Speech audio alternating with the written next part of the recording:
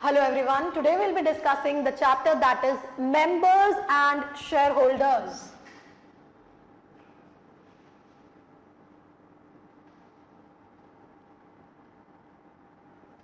आज हम डिस्कशन करेंगे अपने चैप्टर के बारे में which is members and share holders.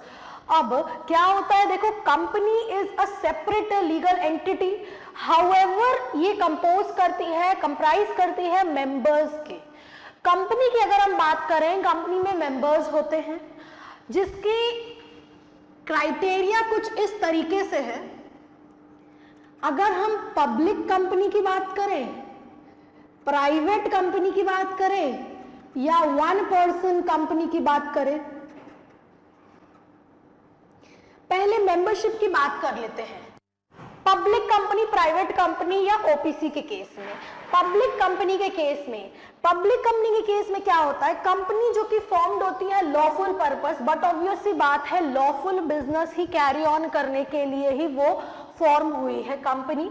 Public के केस में कितने की आवश्यकता होती है, 7 और मोर पर्सन, ठीक है। हाउएवर प्राइवेट के केस में क्या आवश्यकता होती है, प्राइवेट के केस में आवश्यकता होती है 2 और मोर पर्सन की। हाउएवर ओपीसी के केस में 1 पर्सन के केस में कितनी आवश्यकता होती है, 1 पर्सन की क्राइटेरिया रहती है। पब्लिक के केस में 7 और मोर पर्सन, प्राइवेट के केस में 2 और मोर, ओपीसी के केस में 1 पर्सन। लिमिट की, रेस्ट्रिक्शन की अगर हम बात करें तो मैक्सिमम लिमिट क्या है, पब्लिक कंपनी के केस में अनलिमिटेड है। हाउएवर प्राइवेट कंपनी में apart from 1 person company maximum limit 200 की है, जिसमें से एक्सक्लूड किया जाता है प्रेजेंट और पास्ट एम्प्लॉय को of the company who continues to be the member of the company. 1 person के केस में 1 पर्सन इज द रिक्वायरमेंट। तो ये तो रिक्वायरमेंट हुई कि इन केसेस में कितने लोगों की आवश्यकता होती है।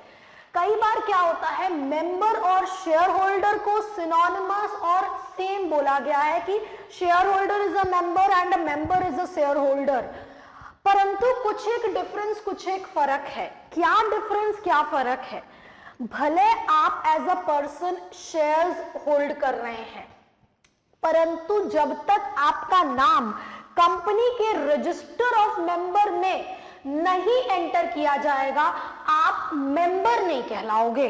मतलब आपको भले ट्रांसफर के तहत शेयर्स मिला, अब जब तक कंपनी भी तो अपने रिकॉर्ड में रजिस्टर ऑफ मेंबर में एंट्री करेगी कि हाँ ये हमारे मेंबर हैं, जब तक आपका नाम रजिस्टर में एंटर नहीं होगा आप मेंबर नहीं होगे।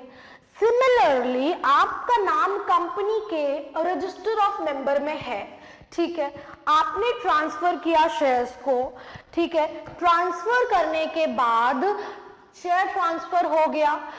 अब क्या होता है, ट्रांसफर के बाद आपका नाम रिमेन करता है, एग्जिस्ट रहता है, अभी भी कंटिन्यूएशन में रजिस्टर ऑफ मेंबर के, परंतु आपने क्या किया, आपने एज अ मेंबर क्या कर दिया है, आपने तो उसे ट्रांसफर कर दिया गया है किसी और के फेवर में, परंतु जब तक आपका नाम हटाया नहीं जाएगा, रिमूव नहीं किया जाएगा रजिस्टर में जो कि कंपनी द्वारा मेंटेन किया जा रहा है, तब तक you would continue to be the member.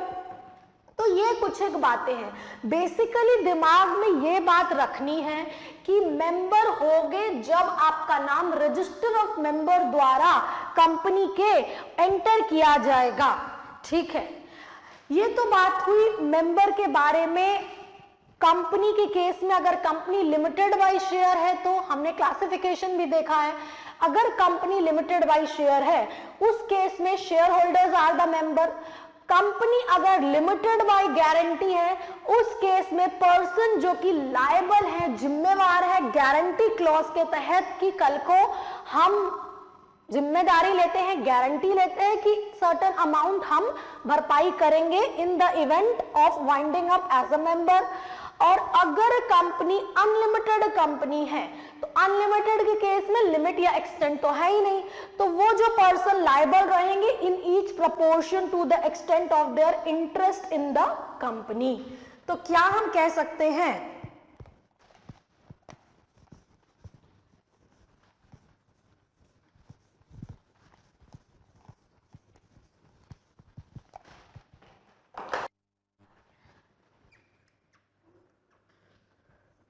company limited by shares, shareholders are members, company limited by guarantee, members to the extent of liability या extent of guarantee clause, unlimited company के case में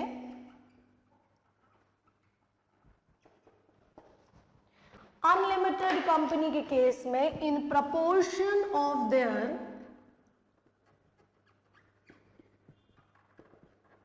interest. तो यहां तो हम लोगों ने discussion किया विथ रिगार्ड टू मेंबर्स और शेयर होल्डर के बारे में, कुछ एक फर्क देखा और बात की कि क्लासिफिकेशन ऑफ कंपनी के बेसिस पे कितनी रिक्वायरमेंट है, नंबर ऑफ पर्सन की मैक्सिमम लिमिट और फर्क क्या है। सिमिलरली लिमिटेड बाय शेयर है तो उसमें कौन मेंबर रहेगा, गारंटी है, और अनलिमिटेड कंपनी है तो। एक बात बताना, मेंबर कैसे बनते हैं कंपनी के, मतलब in relation to a company member का मतलब क्या होता है। मेंबर का मतलब किस रूप में या किस तरीके से बन सकते हैं। पहली बात, मेमोरेंडम ऑफ एसोसिएशन को सब्सक्राइब करके आप बन सकते हैं, मेंबर बन जाएंगे, आपका नाम रजिस्टर ऑफ मेंबर में एंटर कर दिया जाएगा। आप जब लिखित रूप से राजी हो रहे हैं कि भाई हम मेंबर बनना चाह रहे हैं तो भी आप मेंबर बनते हो, मेंबर कहलाओगे। साथ ही साथ हर वो इंसान जो कि शेयर्स होल्ड कर रहा है कंपनी का और उसका नाम रजिस्टर ऑफ मेंबर में एंटर किया गया है, डिपॉजिटरी बेनिफिशियल ओनर के रूप में इन द रिकॉर्ड्स ऑफ डिपॉजिटरी, तो वो मेंबर कहलाएगा। ठीक है, तो अहम बात क्या हुई, अग्रीमेंट होना चाहिए लिखित रूप से, साथ ही साथ आपका नाम रजिस्टर ऑफ मेंबर में एंटर किया गया, आप मेंबर बनोगे। किस तरीके से एक्विजिशन करोगे मेंबरशिप को, उसके बारे में भी हम डिटेल में डिस्कशन करेंगे। फिलहाल कॉन्ट्रैक्ट में एंटर करने के लिए ये जो मेंबर और कंपनी के साथ कॉन्ट्रैक्चुअल ऑब्लिगेशंस होंगी, उसके लिए क्या एसेंशियल क्राइटेरिया है। हर इंसान क्या कॉन्ट्रैक्ट कर सकता है कंपनी के साथ, नहीं, कुछ एक क्राइटेरिया है जिसके बारे में बात करते हैं। पहली बात, जो भी पर्सन कॉन्ट्रैक्ट कर रहा है कंपनी के साथ, he should be a major, that is who has attend majority, 18 वर्ष से ऊपर का होगा, पहली बात। दूसरी बात, he must not be a person of unsound mind, पागल नहीं होगा, दिमागी स्थिति उसकी खराब नहीं होगी, वरना वो कॉन्ट्रैक्ट में एंटर नहीं कर सकता।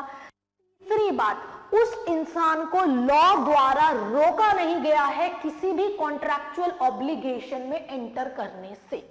मतलब ये क्राइटेरिया अगर पूरी होती है, कॉन्ट्रैक्चुअल ऑब्लिगेशन में, कॉन्ट्रैक्ट में आप एंटर कर सकते हो, कंपिटेंट होगे, लायक होगे कॉन्ट्रैक्ट में एंटर करने के लिए।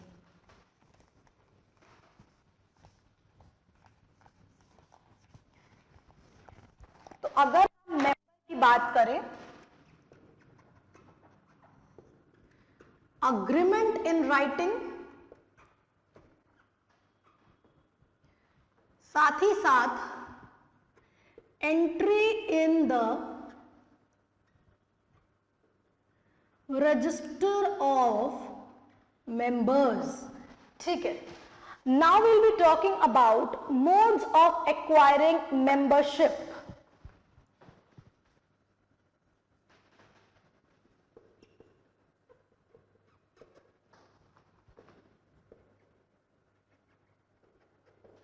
किस रूप में मेंबरशिप एक्वायर की जा सकती है। पहली बात, by subscribing to the memorandum, मतलब आप अग्री करते हो, मेमोरेंडम को सब्सक्राइब करके सहमत होते हो, राजी होते हो कि आप मेंबर बनना चाह रहे हो। ठीक है, इसके तहत आप बाद में कॉन्ट्रैक्ट को रेसिंड नहीं कर सकते, even on the ground of fraud by the promoter. आप खुद से सब्सक्राइब कर रहे हो कंपनी के मेमोरेंडम ऑफ एसोसिएशन को, राजी हो रहे हो मेंबर बनने के लिए, आप शेयर ले रहे हो और सब्सक्राइब कर रहे हो और मेंबर बन रहे हो, डिस्पाइट ऑफ द फैक्ट कि मेंबर प्रमोटर ने कोई फ्रॉड किया है, उस ग्राउंड पे आप कॉन्ट्रैक्ट को रिसेंड नहीं कर सकते हो. You are yourself agreeing to become the member. दूसरी बात, बाय अग्रीमेंट इन राइटिंग,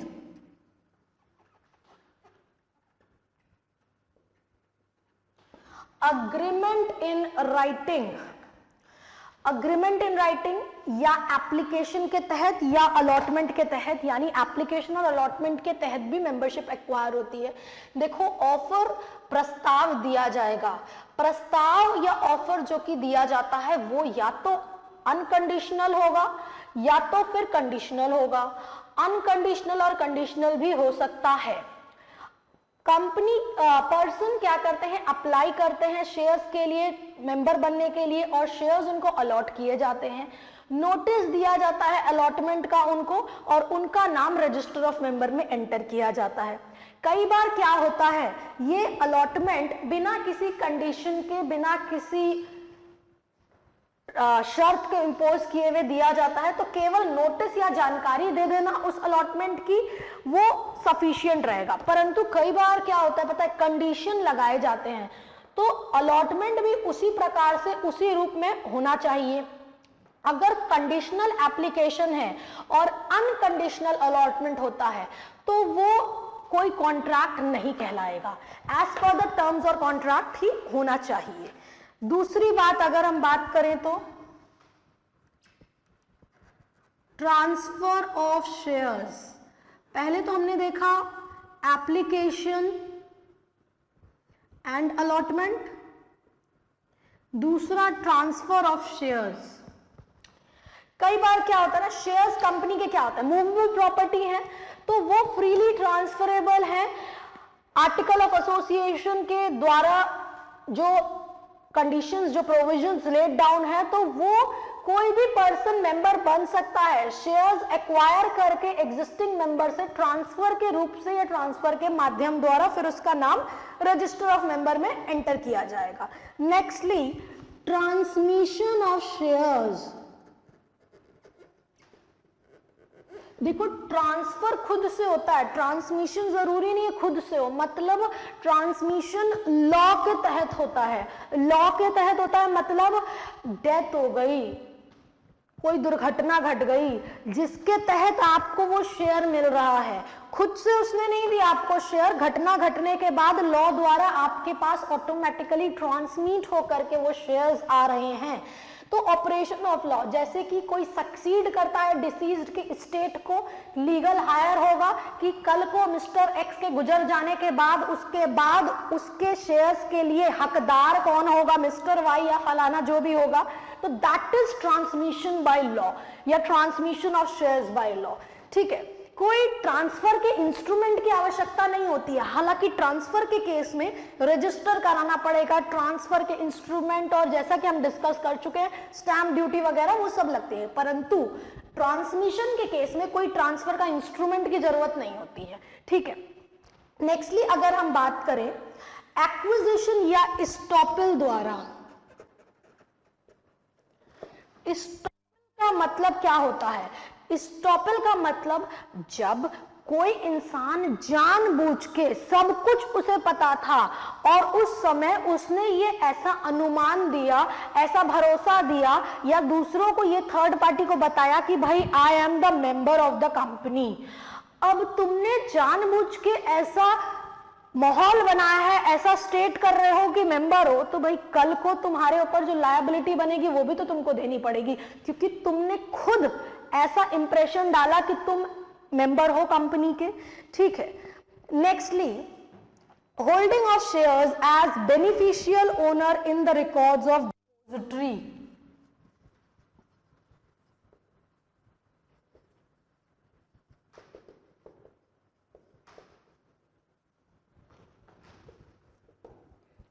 जब आप शेयर्स को होल्ड कर रहे हो बेनिफिशियरी के रूप में, बेनिफिशियल ओनर के रूप में, डायरेक्टली या इनडायरेक्टली, उस केस में आपका नाम आप कंस्टिट्यूट करोगे, होगे मेंबर ऑफ द कंपनी। तो ये कुछ एक क्राइटेरिया है, कुछ एक मोड्स है जिसके तहत आप मेंबरशिप एक्वायर करते हो कंपनी का। पहली बात, मेमोरेंडम में सब्सक्राइब करके आपको मेंबरशिप मिलती है।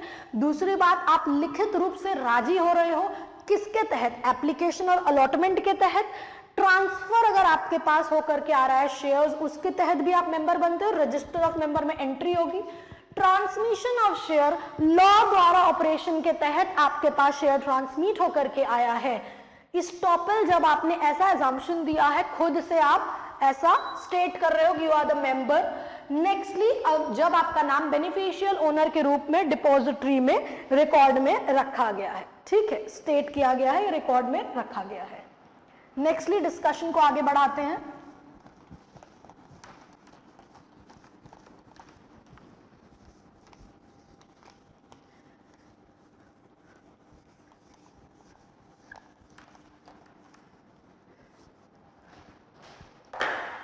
Who may become a member?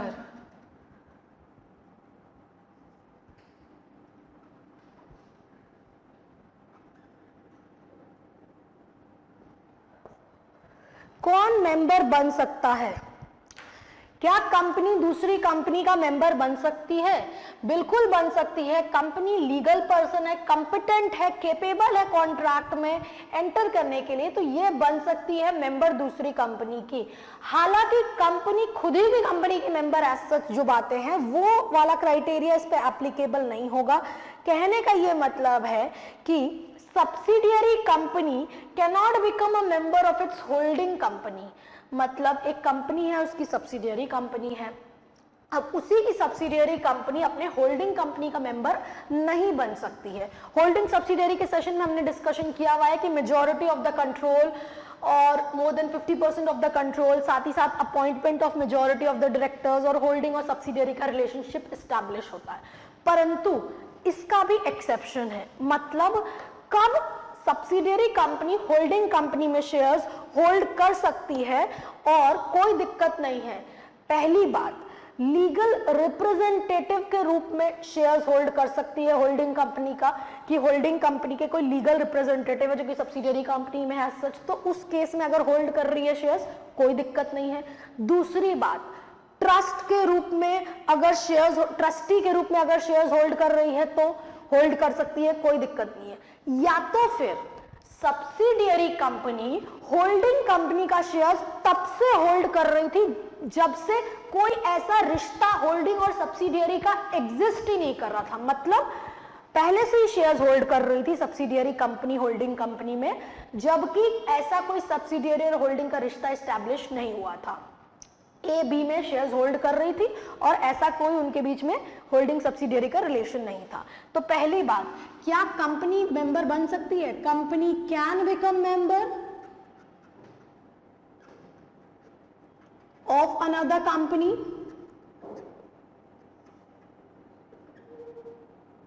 However हमने अभी होल्डिंग और सब्सिडियरी की बात देखी कि सब्सिडियरी होल्डिंग में शेयर्स होल्ड नहीं करेगा, परंतु इसका भी एक्सेप्शन है। दूसरी बात, partnership firm as a member.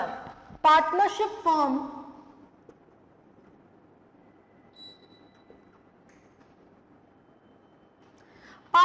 Firm के केस में, पार्टनरशिप फर्म कोई लीगल पर्सन नहीं है, as such it can not in its own name become a member of the company except in case of company जो कि registered है section 8 company जो कि नॉन प्रॉफिट मेकिंग कंपनी है। तो मतलब अपने नाम पे in its own name, as it is not a legal person,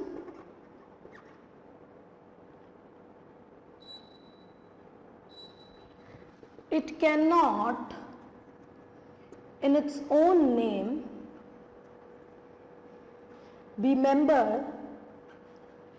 exception in case of section 8 company। ठीक है। Nextly LLP, limited liability partnership, क्या ये मेंबर बन सकती है? बिल्कुल एलएलपी बन सकती है मेंबर।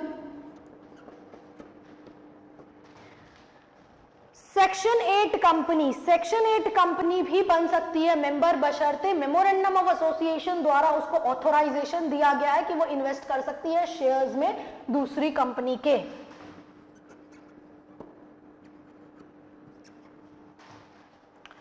फॉरेनर एज मेंबर, क्या फॉरेनर मेंबर के बन सकते हैं? बिल्कुल बन सकते हैं। हाउएवर उनको वो सारे प्रोविजंस जो कि फॉरेन एक्सचेंज मैनेजमेंट एक्ट के तहत लेट डाउन किए गए हैं उनको मद्देनजर रखते हुए, उनको पूरा करते हुए वो मेंबर बन रहे हैं। परंतु कई बार क्या होता है ना, फॉरेनर जो कि दूसरी कंट्री में रिसाइड कर रहा है, भले वो मेंबर बन रहा हो इंडियन कंपनी का, परंतु कई बार क्या होता है ना, वॉर डिक्लेयर कर दिया गया। अब वॉर डिक्लेयर दिया गया तो अब उस देश तो हमारा, वो दूसरा देश जो है हमारा दुश्मन देश हो गया, अब वो एलियन एनिमी हो गया।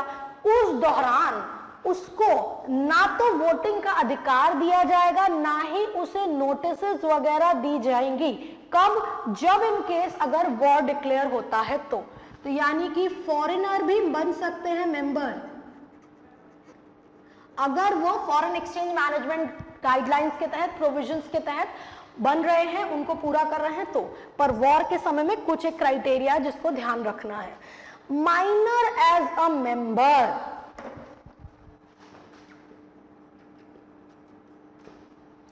18 वर्ष का नहीं है, इनकम्पिटेंट है, केपेबल नहीं है कॉन्ट्रैक्ट में एंटर करने के लिए। जो भी कॉन्ट्रैक्ट माइनर के साथ किया जाएगा वॉइड एब इनिशियो, खारिज फ्रॉम द वेरी बिगिनिंग, कोई मान्यता, कोई उसकी वैलिडिटी, कोई उसको इफेक्ट, लीगल इफेक्ट अगर बोलो तो वो कोई इफेक्ट नहीं दिया जाएगा। परंतु बोला गया है कि कई बार क्या होता है, कंपनी लॉ बोर्ड द्वारा ये बात बोली गई है, agreement with a minor to become a member can be signed on behalf of the minor by the lawful guardian। मतलब माइनर के बिहाफ में क्या होता है पता है, गार्जियन उसे साइन करेगा, रजिस्ट्रेशन करता है, transfer in the name of minor, act करता है थ्रू हिज और her guardian, specially when the shares are fully paid. इस ग्राउंड पे केवल मना नहीं किया जा सकता है कि नहीं माइनर हो तो ट्रांसफर नहीं किया जाएगा। क्या होता है पता है, बात कब उठती है, जब पेमेंट की बात होती है। अनपेड अगर पोर्शन है शेयर्स का तो उसको पेमेंट करना पड़ेगा। जब ट्रांसफर हो रहा है फुल्ली पेड शेयर का, कोई पेमेंट नहीं करना है, तो क्या दिक्कत है? केवल इस ग्राउंड पर थोड़ी मना कर दोगे कि माइनर है ट्रांसफर नहीं किया जा सकता। किया जा सकता है, लॉफुल गार्जियन के बिहाफ में अगर कर रहे हैं, वो उनके बिहाफ में, माइनर के बिहाफ में अगर कर रहा है, कोई दिक्कत नहीं है। माइनर जब मेजॉरिटी एज अटेन कर लेगा, अब उस समय वो डिसाइड करेगा कि भाई हमें बनना है मेंबर, अग्री करना है कि नहीं, या रेप्यूडेट करना है अपनी लायबिलिटी को।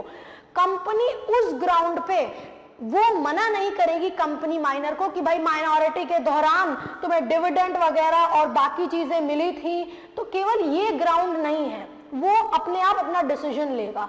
अगर शेयर ट्रांसफर किया जाता है माइनर को, ट्रांसफर और रिमेन लायबल रहेगा हर वो फ्यूचर कॉल के लिए उस शेयर पे जो कि माइनर के बिहाफ में किए जा रहे हैं, हेल्ड किए जा रहे हैं।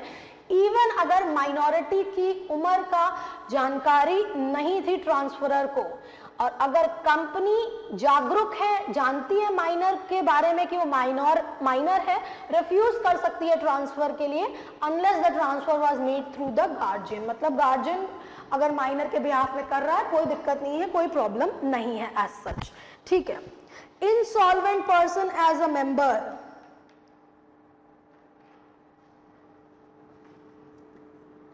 जब तक नाम रजिस्टर ऑफ मेंबर में है तब तक आप मेंबर रहोगे।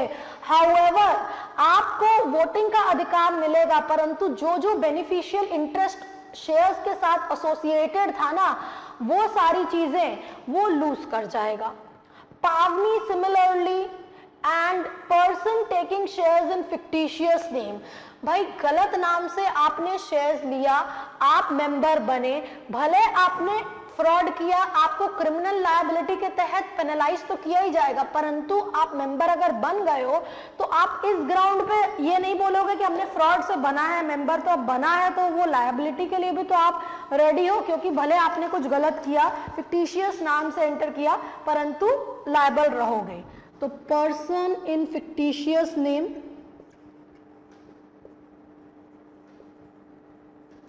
सिमिलरली ट्रेड यूनियन,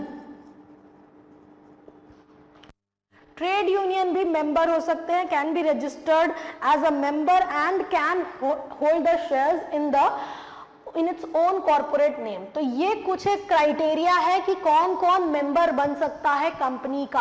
कंपनी खुद दूसरी कंपनी का मेंबर बन सकती है, हमने होल्डिंग सब्सिडियरी के बारे में रिलेशनशिप देखा। पार्टनरशिप फॉर्म अपने नाम पे नहीं बन सकती है, हाउएवर एक्सेप्शन है सेक्शन 8 जो कि नॉन प्रॉफिट मेकिंग कंपनी है, उसके केस में एलएलपी भी बन सकती है, सेक्शन 8 कंपनी भी बन सकती है, foreigner abiding by the provisions of foreign exchange management act के तहत। Minor however on the behalf of minor, lawful guardian अगर सारे कामकाज कर रहा है, मेजॉरिटी अटेन करने के बाद डिसीजन वो लेगा with regard to all such. Insolvent person या इंसॉल्वेंट अगर है तो जब तक नाम रजिस्टर ऑफ मेंबर में है मेंबर रहेगा। वोटिंग की बात अगर हम करें तो वोट डालेगा, हाउएवर अदर जो बेनिफिशियल इंटरेस्ट है वो लूज कर जाएगा। पर्सन अगर फिक्टिशियस नेम पे अगर मेंबर बन रहा है, क्रिमिनल लायबिलिटी तो इनकर करेगा ही करेगा, साथ ही साथ मेंबर के तहत अगर जो लायबिलिटी इनकर करनी पड़ेगी वो भी वो करेगा। ट्रेड यूनियन भी मेंबर बन सकता है कंपनी का, ठीक है।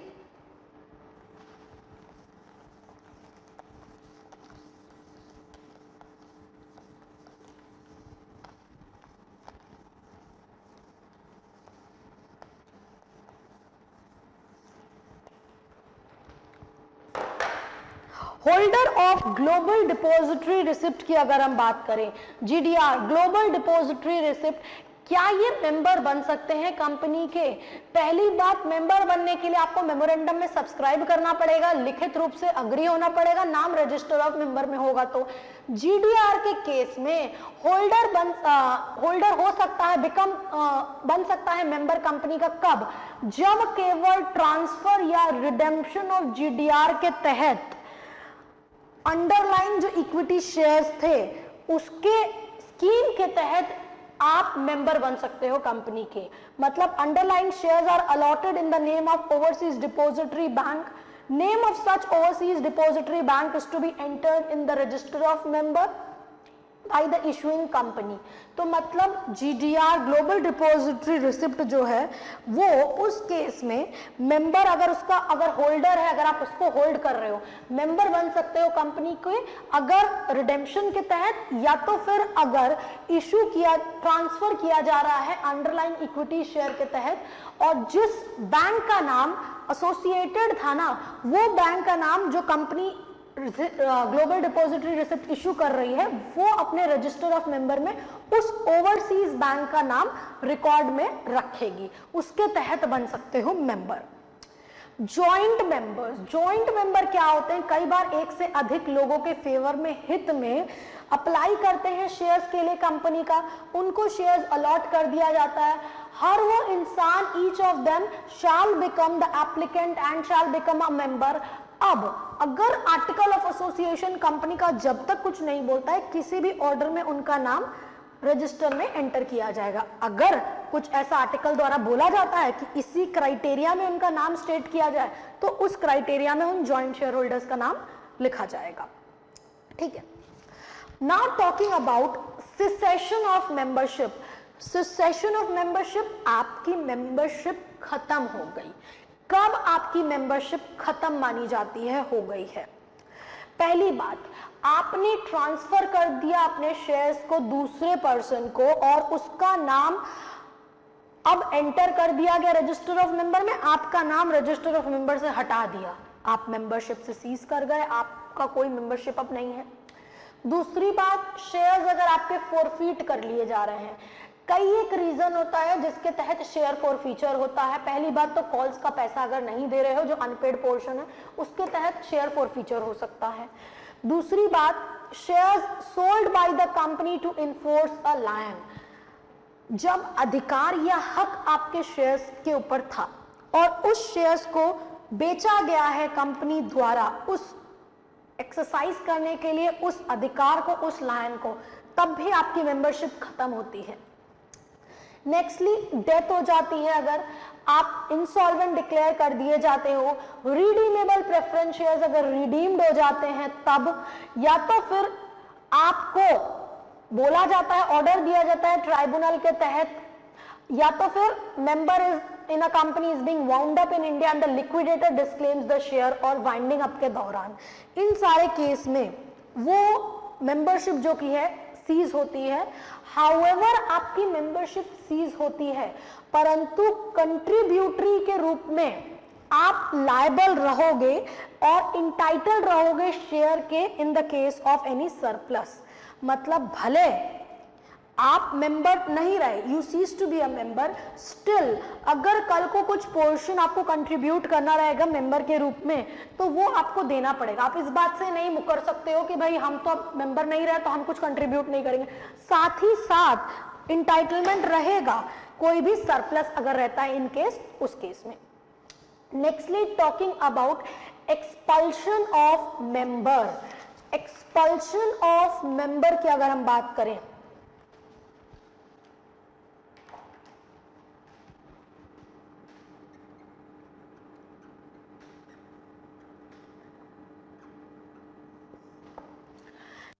एक्सपल्शन ऑफ मेंबर, किसी भी मेंबर को ऐसे ही हटा देना, एक्सपेल कर देना मेंबरशिप से, क्या वो सही है, क्या वो अप्रोप्रिएट है? बोर्ड ऑफ डायरेक्टर को अगर लगता है कि ये कंपनी के हित में नहीं है, तो क्या वो किसी मेंबर को एक्सपेल कर सकते हैं, हटा सकते हैं? क्या ये जस्टिफाइड है या नहीं?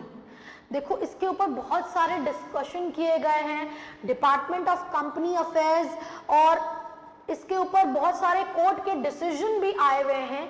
ये बताया गया है रेलेवेंट केस लॉ के ऊपर, Bajaj auto limited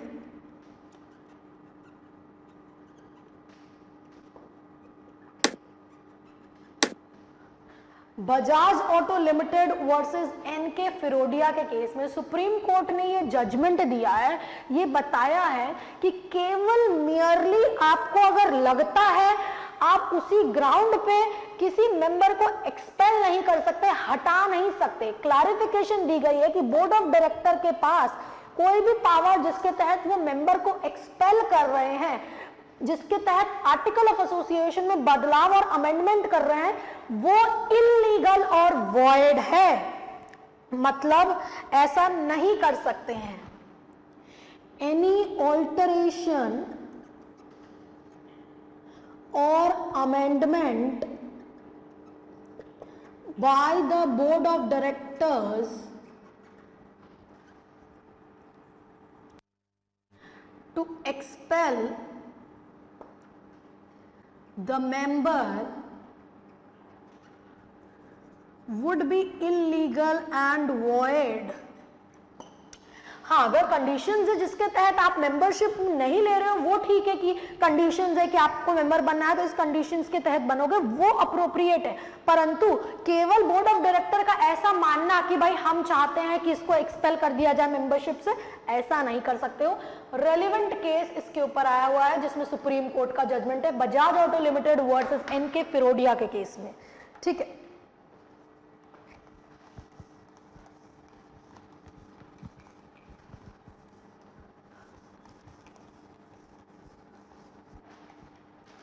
register of member, हर कंपनी को रजिस्टर ऑफ मेंबर मेंटेन करने की आवश्यकता होगी।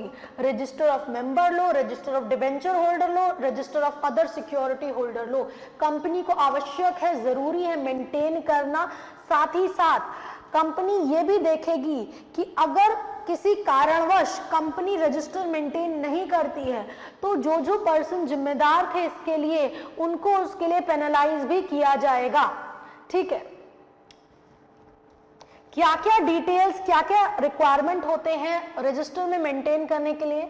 क्या नाम है मेंबर का, एड्रेस क्या है उसका, कब वो मेंबर बना, अगर वो सीज कर रहा है मेंबर बनने से तो वो डेट ऑफ सिसेशन क्या है, कितनी अमाउंट ऑफ गारंटी है, साथ ही साथ कितना अदर इंटरेस्ट और इंस्ट्रक्शंस जो कि एसोसिएटेड है, वो सब रजिस्टर ऑफ मेंबर में स्टेट किया जाएगा।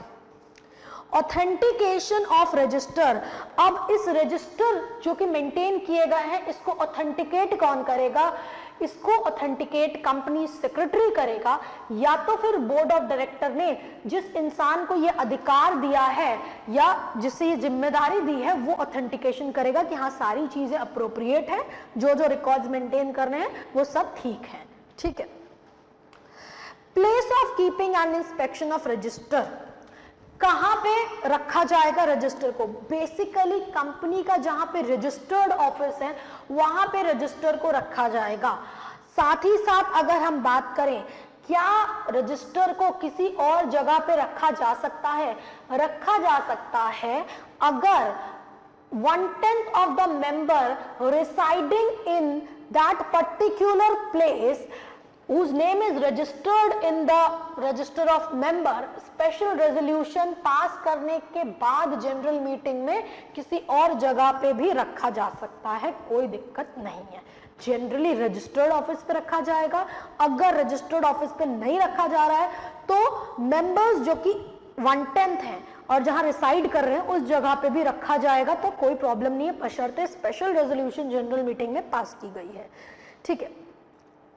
इंस्पेक्शन ऑफ रजिस्टर, हर वो रजिस्टर का इंस्पेक्शन किया जा सकता है मेंबर द्वारा, डिबेंचर होल्डर द्वारा, सिक्योरिटी होल्डर द्वारा बिजनेस आवर्स के दौरान। कोई भी एडिशनल पेमेंट या फीस नहीं देनी पड़ेगी या किसी और पर्सन द्वारा। हालांकि अगर आप फीस चार्ज भी कर रहे हो वो फीस 50 रुपए से ज्यादा नहीं होगी, आप इंस्पेक्शन के लिए उसको दे सकते हो। किसको?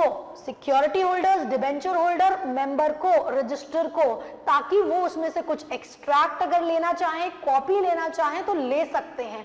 और अगर आपने उन कॉपीज को, उन एक्सट्रैक्ट को देने से मना किया तो जो भी इंसान ऐसा करता है कंपनी के पार्ट में उसको उसके लिए पेनलाइज भी किया जाएगा।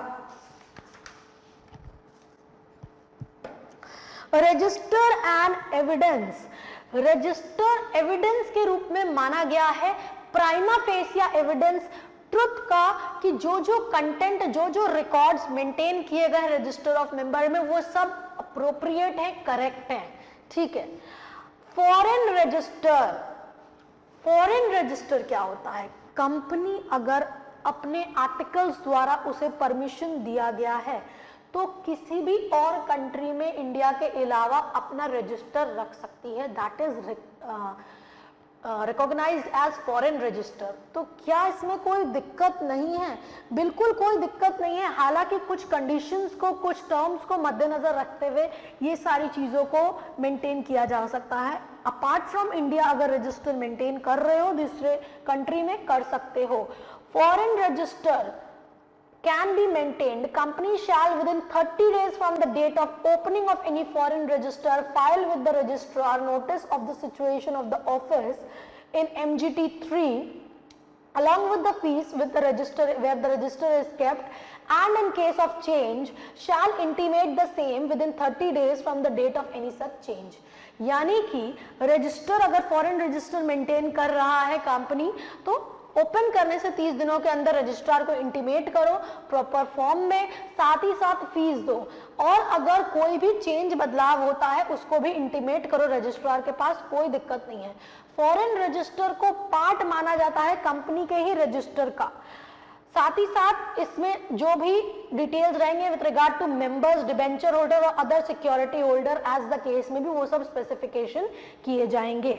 जब भी जरूरत होगी उसमें से एक्सट्रैक्ट भी लिया जा सकता है और उसको एक साथ कंपाइल करके रिकॉर्ड के रूप में रखा जाएगा। इसका ये मतलब नहीं है कि वो फॉरेन रजिस्टर है, बाहर दूसरे देश में है तो अलग से कुछ है। जो सारे प्रोविजंस यहाँ पे एप्लीकेबल रहेंगे वही सारी चीजें हैं, बट रजिस्ट्रार को टाइमली इंटीमेट करने की जरूरत है और रिकॉर्ड्स जो कि मेंटेन यहाँ पे इंडिया में रजिस्टर में जो करेंगे with regard to membership, debenture holder, other security holder या कोई बेनिफिशियल ओनर है वो सब उसमें भी मेंटेन किया जाएगा।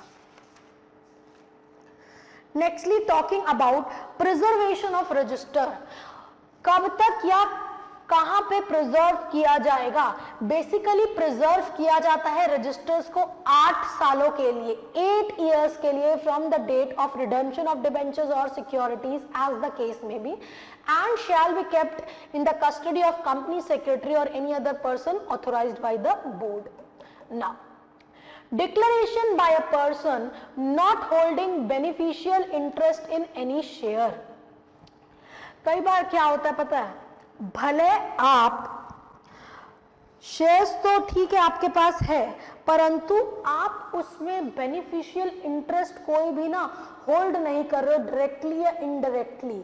मतलब जो भी राइट्स अटैच्ड है with regard to the shares, साथ ही साथ कोई भी डिविडेंड का रिसीवल का राइट या पार्टिसिपेशन का right with regard to in respect of the amount, अगर कोई बेनिफिशियल इंटरेस्ट नहीं है आपका किसी शेयर में, तो आपको इसके बारे में इंटीमेशन और जानकारी देनी पड़ेगी।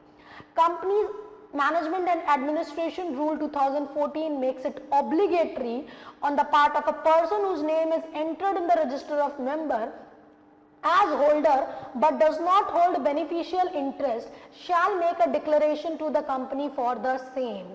मतलब आपका नाम तो एंटर किया गया रजिस्टर ऑफ मेंबर में, परंतु आपको उस शेयर से ना कोई इंटरेस्ट मिलेगा, ना डिविडेंड रिलेटेड, ना कोई अदर पार्टिसिपेशन रिलेटेड, कुछ नहीं है आपका।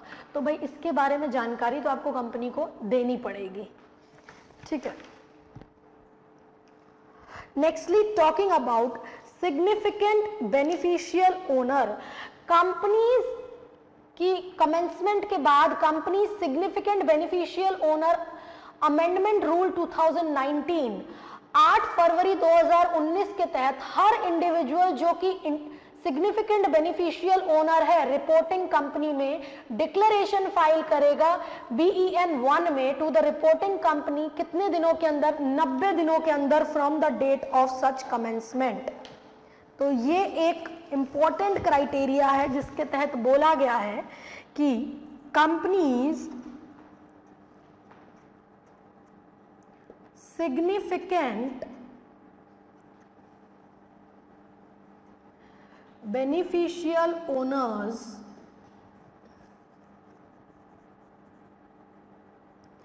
amendment rule 2019 that with effect from 8 February 2019 every individual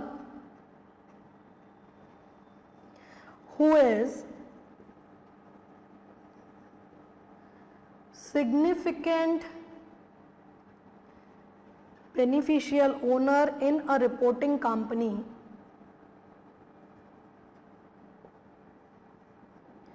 shall file declaration in form number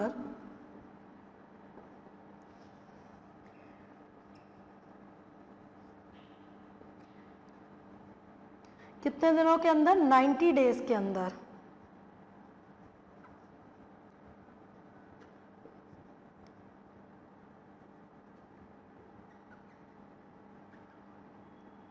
मतलब अगर आप रिपोर्टिंग कंपनी के बेनिफिशियल ओनर हो तो आपको 90 दिनों के अंदर वो डिक्लेरेशन देना पड़ेगा फॉर्म में। साथ ही साथ जो भी चेंजेस और बदलाव होंगे उसको भी सिग्निफाई करना पड़ेगा, या जो individual subsequently becomes a significant beneficial owner उसको साथ ही साथ 30 दिनों के अंदर जब वो ओनरशिप बेनिफिशियल ओनरशिप एक्वायर कर रहा है या चेंजेस हो रहा है उसका भी एक डिक्लेरेशन देना पड़ेगा, ठीक है। Rectification in the register of member, कई बार क्या होता है पता है, गलती से नाम रजिस्टर ऑफ मेंबर में एंटर हो गया, या तो फिर जिसका नाम रजिस्टर ऑफ मेंबर में होना चाहिए उसको हटा दिया गया है और डिफॉल्ट हो रही है और गलती हुई है on the part of the company. तो उस केस में जो भी पर्सन अग्रीव्ड पर्सन है वो एप्लीकेशन करेगा, उसमें ठीक और चेंजेस करने के बाद अगर नहीं होता है तो इस केस में फिर वो ट्राइब्यूनल के पास जाएगा। ट्राइब्यूनल दोनों पक्षों की बात सुनने के बाद अपना डिसीजन देगा जो कि 10 दिनों के अंदर होगा। रेक्टिफिकेशन और चेंजेस करना पड़ेगा कंपनी को उसके रिकॉर्ड्स में। Talking about rights of member, member के पास क्या क्या अधिकार हैं। मेंबर बनने के बाद बहुत सारे अधिकार आपको मिलते हैं। आप मेंबर बन गए हो, जब तक आपका नाम रजिस्टर ऑफ मेंबर में है आपके पास अधिकार और आपके साथ बहुत सारे राइट्स अटैच्ड रहेंगे, ठीक है। साथ ही साथ इनके अलावा कुछ राइट्स जो कि केवल इंडिविजुअली उनको मिलेगा मेंबर को, उसके बारे में भी जान लेते हैं, जो कि केवल इंडिविजुअल कैपेसिटी में वो एंजॉय करेंगे। Right to receive copy of the documents, audited financial statement बोल लो, report of cost auditor, notice of general meeting. मतलब अकेले एक ग्रुप में इंडिविजुअलिटी में ये अधिकार आपके पास है, जो भी आपको स्टेटमेंट चाहिए, नोटिस आपको मीटिंग का, वो आपको इंडिविजुअली मिलेगा। इंस्पेक्शन करना है, रजिस्टर को, रिकॉर्ड्स को, रिटर्न्स को देख सकते हो, कोई भी पेमेंट नहीं करना पड़ेगा फीस को, ये अधिकार है आपके पास। अटेंड करना चाहोगे शेयर होल्डर्स की मीटिंग को, वोट करना चाहोगे वो कर सकते हो आपके पास। इनके अलावा अदर राइट्स है, ट्रांसफर करने का शेयर्स को, right to have right shares, to appoint directors, साथ ही साथ safeguarding their interest in case of excess of liability, right of nomination, right to file class action suits before tribunal. Collective membership rights के बारे में अगर हम बात करें, कलेक्टिव मेंबरशिप राइट्स मतलब ये राइट्स जो कि एक्सरसाइज तभी हो सकती है जब एकजुट होकर के वो लोग अपना वोट, वो लोग अपना decision they, that is collective membership right. Members have certain rights, however कुछ एक सर्कमस्टेंसेस में जो मेजॉरिटी की बात होती है ना, वो उभर के आती है कि डिसीजन तब तक नहीं लिया जाएगा जब तक मेजॉरिटी एक साथ एकजुट होकर के ऐसा कुछ निर्णय लेंगे। Principle of submission by all members to the will of majority, provided that will is exercised in accordance with memorandum and articles, that is referred as collective membership rights. ठीक है।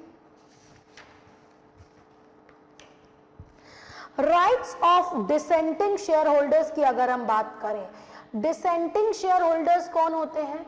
कई मुद्दे पे, कई डिसीजन पे वो सहमत नहीं होते हैं, राजी नहीं होते हैं। वो कौन होते हैं, कितने प्रपोर्शन में होते हैं?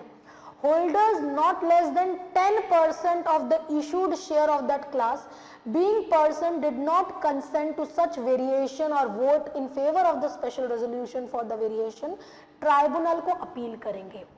पर्टिकुलर क्लास ऑफ शेयर है, उसके 10% लोग जो कि हैं, होल्डर जो कि हैं, वो अगर कोई डिसीजन से सहमत नहीं है, जब उनके क्लास ऑफ शेयर की बात आ रही है, उसमें अगर बदलाव, वेरिएशन किया जा रहा है, जो डिसीजन लिया जा रहा है सहमत नहीं है, तो कहाँ जाएंगे? ट्राइब्यूनल के पास जाएंगे कि भाई हमारे पर्टिकुलर क्लास ऑफ शेयर में फेरबदल हो रहा है, बदलाव हो रहा है, रेजोल्यूशन पास करके चेंजेस किया जा रहा है, हम उससे सहमत नहीं हैं। तो ट्राइब्यूनल के पास जाकर के ट्राइब्यूनल दोनों पक्षों की बात सुनेगा। वेरिएशन तब तक इफेक्चुअल नहीं रहेगा जब तक ट्राइब्यूनल का डिसीजन नहीं आ जाएगा। मतलब ट्राइब्यूनल को के पास एप्लीकेशन किया गया, अब 21 दिनों के अंदर जिस दिन से एप्लीकेशन दिया गया, कंसेंट मिलेगा विथ रिगार्ड की जो रेजोल्यूशन पास किया जाना चाहिए उस पर्टिकुलर क्लास ऑफ शेयर के तहत, क्या वो इफेक्चुअल होगा, क्या वो इफेक्चुअल नहीं होगा। इंतजार करना पड़ेगा ट्राइब्यूनल के ऑर्डर का और डिसीजन का, इन केस अगर कोई डिसेंटिंग शेयर होल्डर्स है उसके केस में। नॉमिनेशन बाय सिक्योरिटी होल्डर्स क्या होता है पता है? आपको नॉमिनेशन करना पड़ेगा सिक्योरिटी होल्डर के रूप में कि आपके बाद, आपकी डेथ के बाद वो सारे सिक्योरिटीज जो कि हैं वो किसके पास जाएंगी, कौन उसके लिए लायबल रहेगा, जिम्मेवार रहेगा। नॉमिनेशन फॉर्म दिया जाता है, उसमें आप डिटेल स्पेसिफिकेशन देते हो, साथ ही साथ कंपनी को बोलते हो कि अपने रिकॉर्ड में उसको मेंटेन करे कि कल को डेथ हो जाती है तो उस केस में नॉमिनी कौन रहेगा। कंपनी 2 महीने के अंदर रिसिप्ट मिलने के बाद फाइल करेगा, साइन करेगा नॉमिनेशन फॉर्म। क्या ऐसा हो सकता है कि आपने एक बार नॉमिनेशन फॉर्म भरा, अब आपको लगता है कि हमको अपने नॉमिनी को बदलना पड़ेगा, हमको लगता है कि जिसके फेवर में हमने नॉमिनेशन किया था वो सही नहीं है? बिल्कुल कर सकते हो, चेंजेस भी हो सकते हैं नॉमिनी के फेवर में। हाउएवर इंटीमेशन करना पड़ेगा कंपनी को अगर कोई चेंजेस या बदलाव हो रहा है नॉमिनी के रूप में।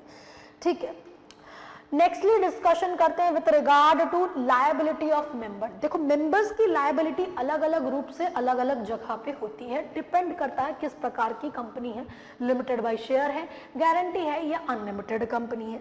साथ ही साथ ये भी बात है, बताई गई है कि भले अगर कंपनी के केस में जो कि इनकॉर्पोरेट हुई है, फर्निश करके फॉल्स और इनकरेक्ट इंफॉर्मेशन को या सप्रेस कर रही है फैक्ट को, तो ट्राइब्यूनल क्या बोलेगा आपको कि भाई आपको लायबिलिटी इनकर करनी पड़ेगी जो कि मेंबर की लायबिलिटी अनलिमिटेड भी हो सकती है, मतलब कोई लिमिट नहीं रहेगा। क्यों? क्योंकि कंपनी इनकॉर्पोरेट हुई है धोखा करके, गलत करके, मटेरियल फैक्ट को छुपा करके। कई बार क्या होता है पता है, मेंबर आप रहे कंपनी के, परंतु आप अब सीज कर रहे हो मेंबर, अब आप मेंबर नहीं रहे।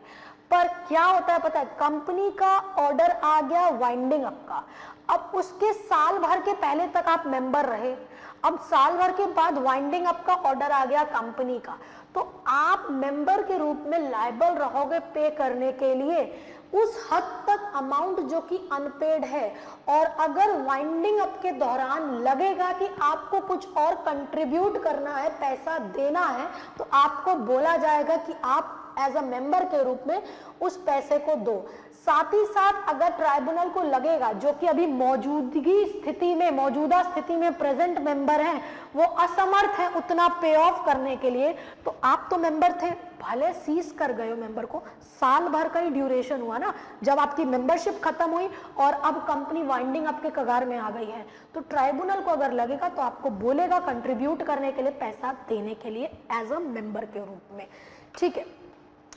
A person is liable as a member in spite of a valid transfer of shares by him if the name of the transferee is not placed on the register of member in place of transferor name. Similarly अगर transfer किया है परंतु उसका नाम अभी तक register of member के record में नहीं है, तो आप ही का नाम कंटिन्यूएशन में है, तो आप ही लायबल रहोगे पे ऑफ करने के लिए। शेयर होल्डर्स डेमोक्रेसी की अगर हम बात करें, शेयर होल्डर्स डेमोक्रेसी मतलब democracy rule by the people, for the people and of the people। Share holder democracy, देखो बोर्ड ऑफ डायरेक्टर अपनी चीजें डिसीजन लेते हैं बोर्ड मीटिंग के तहत, शेयर होल्डर मीटिंग के तहत, जनरल मीटिंग के तहत डिसीजन लेते हैं।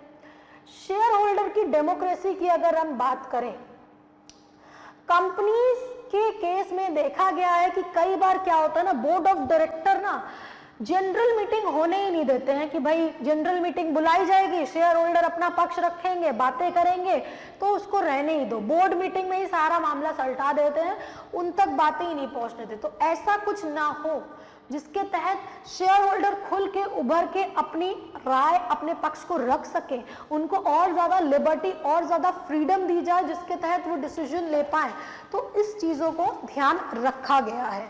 कई सारे बिजनेस हैं जो कि आप ऐसे ही खुद से नहीं ट्रांजैक्ट कर सकते, मतलब शेयर होल्डर का मौजूदगी, अप्रूवल की जरूरत होगी।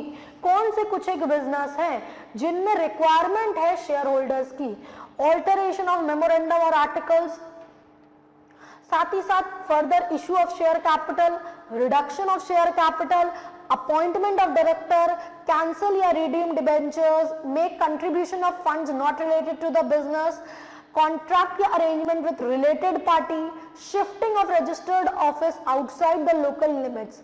इन केसेस में खुद से आपस में बोर्ड ऑफ डायरेक्टर बैठा करके डिसीजन नहीं ले लेंगे, शेयर होल्डर्स आएंगे, ट्रांजैक्शन होगा, उनके सामने डिसीजन लेंगे, बातें करेंगे, तब जाके ये सारे डिसीजन लिए जाएंगे। Apart from these rights vested by the shareholders in relation to the conduct of business of the company, directors have certain obligation towards the shareholders। मतलब जो पूरी सच ट्रू जानकारी है वो उनको इंटीमेट करो, बताओ। साथ ही साथ जो फिड्यूशियरी ड्यूटी है कि कंपनी के हित में, कंपनी के इंटरेस्ट में काम किया जाएगा, वो सारी बातें एज अ डायरेक्टर के रूप में, as a position of a director के रूप में अगर आपके पास है तो वो शेयर होल्डर्स को आप बताएं ताकि उन्हें भी सब चीजों के बारे में जानकारी हो। ठीक है। Nextly talking about share holders agreement. Share holders agreement क्या होते हैं? शेयर होल्डर्स अग्रीमेंट बहुत ज्यादा पॉपुलर, बहुत ज्यादा वाइड और बहुत ज्यादा ग्रोथ इनका इंडिया में हुआ है, विथ रिगार्ड टू पॉपुलैरिटी भी गेन कर रहे हैं। Situations whereas family companies बोल लो, joint venture companies, venture capitalist, यहाँ पे बोल लो। Share holder agreement is a contractual agreement between shareholder describing how the company should be operated and inter se shareholders right and obligation. It is the result of mutual understanding between the shareholders of the company to become a consenting party। Basically shareholder का company के साथ रिश्ता उनका relation, उनका अधिकार, उनका power क्या क्या रहेगा, वो सब शेयर होल्डर्स अग्रीमेंट में स्टेट किया जाएगा, बताया जाता है, ताकि डिसीजन मेकिंग में रोल प्ले करने में कोई ज्यादा दिक्कत ना आए। क्लियरली लेड डाउन स्टेट किया गया है शेयर होल्डर अग्रीमेंट में with regard to the regulations and the provisions which has been stated.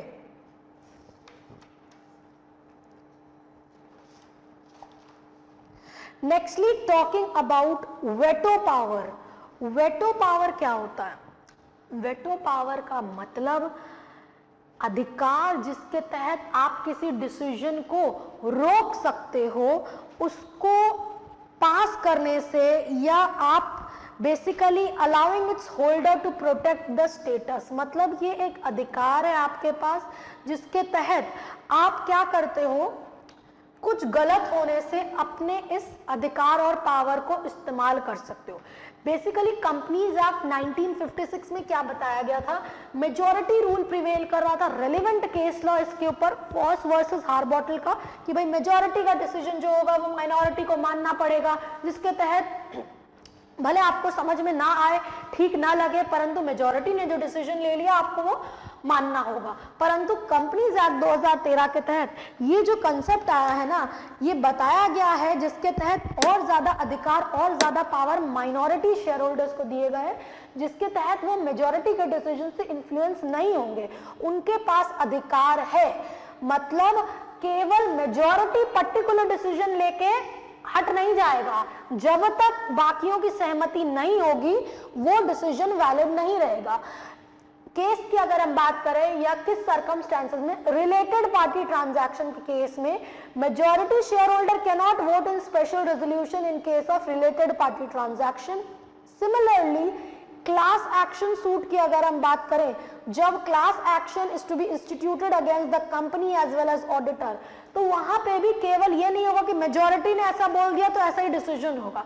उस केस में भी शेयर होल्डर्स जो कि माइनॉरिटी के हैं, उनकी बातों को मान्यता और वेटो पावर जो है वो इस्तेमाल किया जाएगा, उसके लिए अधिकार है, राइट है, एक कह सकते हो ब्रह्मास्त्र है।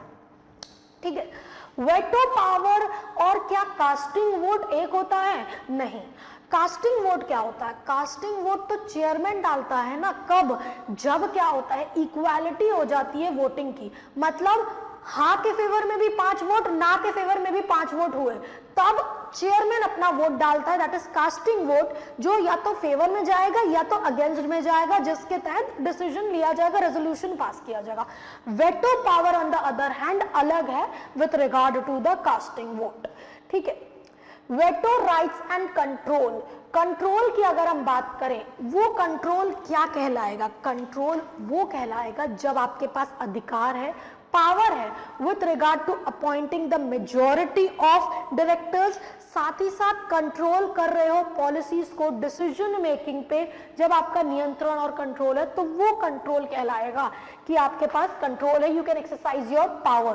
कंपनीज एक्ट 2013 के तहत appointment of majority of directors, controlling the management और पॉलिसी डिसीजन बाय पर्सन और पर्संस एक्टिंग इंडिविजुअली और टुगेदर, ये कंट्रोल कहलाया जाएगा।